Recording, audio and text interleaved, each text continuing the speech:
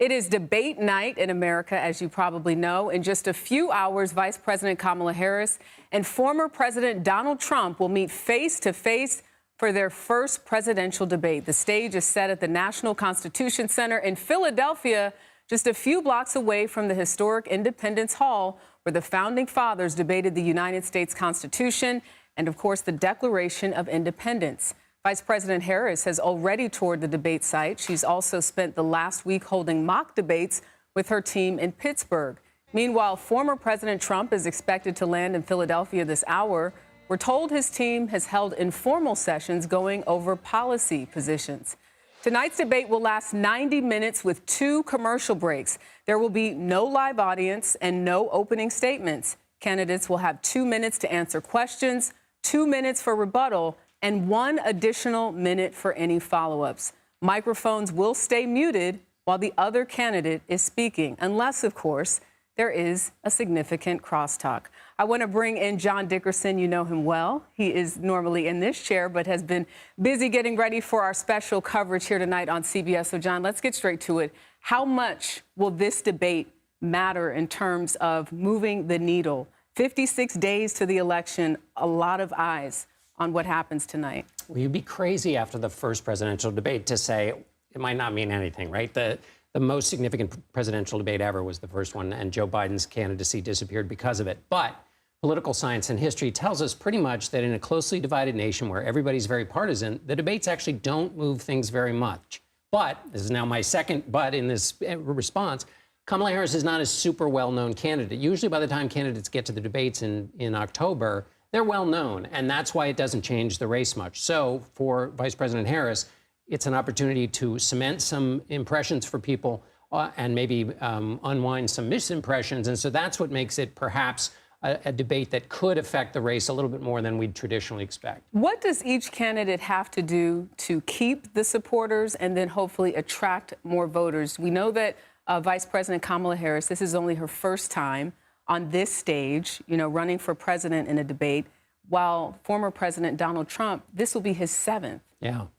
Let's start with former President Trump. His supporters are so locked in. The enthusiasm is high. They're locked in. He's done a series of things over the course of his career in life to test their allegiance. And it turned out it was true when he said he could shoot somebody in Fifth Avenue and not lose support. He's not going to lose any of his supporters by almost anything he does. Now, the question is, how committed is he to trying to pick up some of those supporters who left him in 2020? Republicans who don't like him, who voted for Nikki Haley, who are going to sit out. Are they even available? And will he bother going for them by trying to act presidential? He has tried that many times in his history, and he's never really done it. So that's the question really for him tonight. For Vice President Harris, she has 2 challenges. One is what I talked about earlier. People don't have a strong impression of her, or they have a light impression and they want to lock it in. So she basically needs to do more work on her own persona as a somebody where the audience can imagine her sitting in the Oval Office. That's her big task. And the other is just dealing with the chaos created on a debate stage by Donald Trump, which mostly means not taking the bait. I wonder sometimes how many people are quietly going to support Vice President Kamala Harris the way that they quietly supported Donald Trump, but maybe weren't as boisterous about it.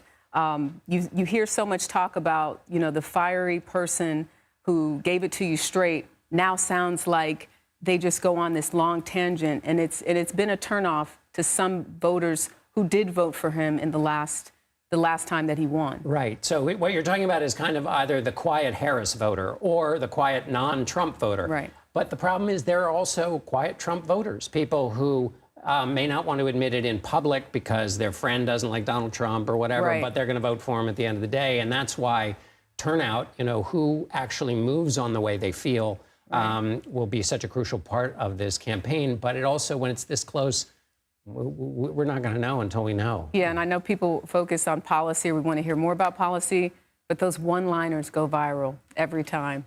They do. But I'm going to make a stand, as I have for so long. We're electing somebody who, when they put their hand down on the day they take the oath of office, they will be in charge of all the nuclear weapons, troops in more than 150 countries, and responsible for 377 million people. The one-liners get passed around, but this is a super serious job. Consequential. We'll be watching. Thank you. Well, John Dickerson, again, thank you for joining us. We'll see you again for the debate coverage later tonight. And you can also catch him on Stephen Colbert. I heard you're going to be there as well. True enough.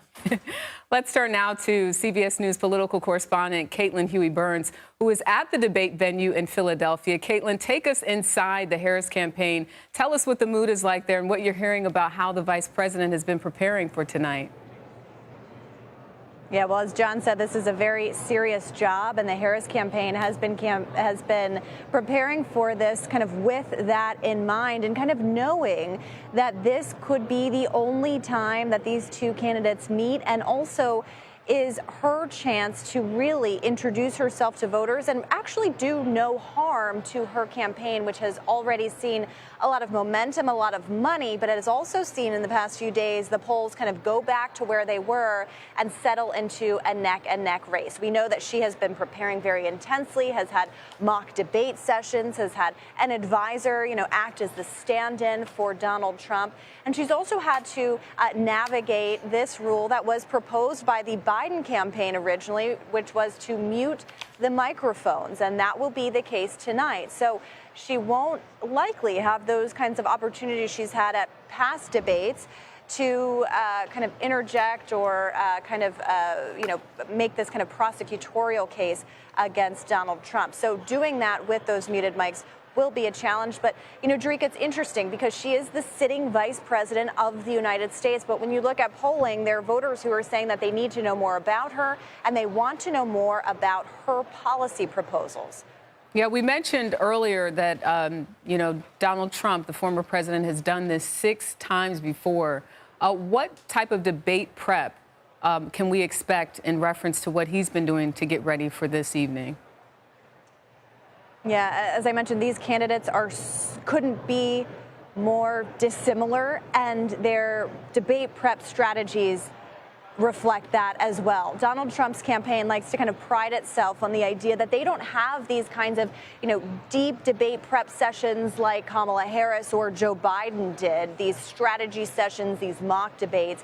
Instead, they treat the campaign trail and interviews and conversations with advisors and outside allies as kind of that debate preparation, focusing on conversations about issues and conversations that he's had kind of off the cuff as well. We know that Matt Gaetz, the Florida congressman, has been advising him on this debate, and so has Tulsi Gabbard, the former Democratic congresswoman who actually has experience debating Kamala Harris as she did in the 2020 primary. But this is, I believe, the 7th debate that Donald Trump has participated in. That's right. And his campaign has been kind of setting expectations.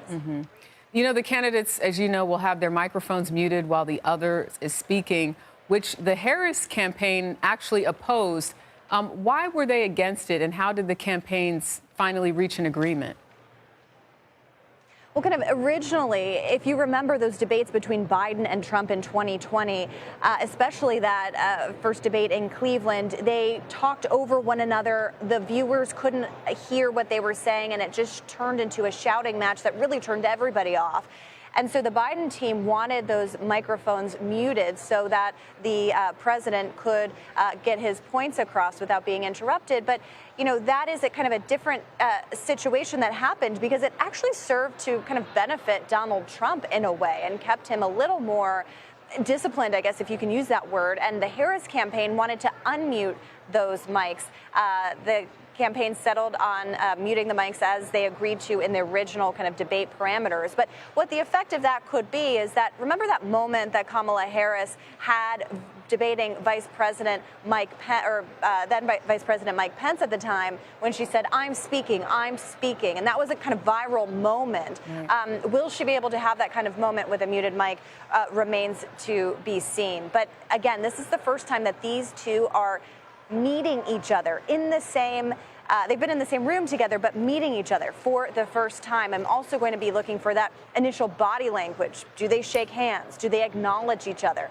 politics has become so divisive, but especially these two candidates really dislike one another viscerally. You can see that in the campaigning. And so how does that kind of manifest itself on the debate stage tonight? We'll be watching. Yeah, it's funny how you mentioned that, those little details that we will all be looking in terms of the body language and whatnot. Also, we know that even when you mute someone's mic, if they're talking loud enough, you might be able to hear what they're saying. Yep. Caitlin Huey-Burns for us in Philadelphia, thank you. Tune in for the first presidential debate between Vice President Kamala Harris and former President Donald Trump tonight at 9 p.m. Eastern. It's hosted by ABC News, but you can watch it right here on CBS News 24/7.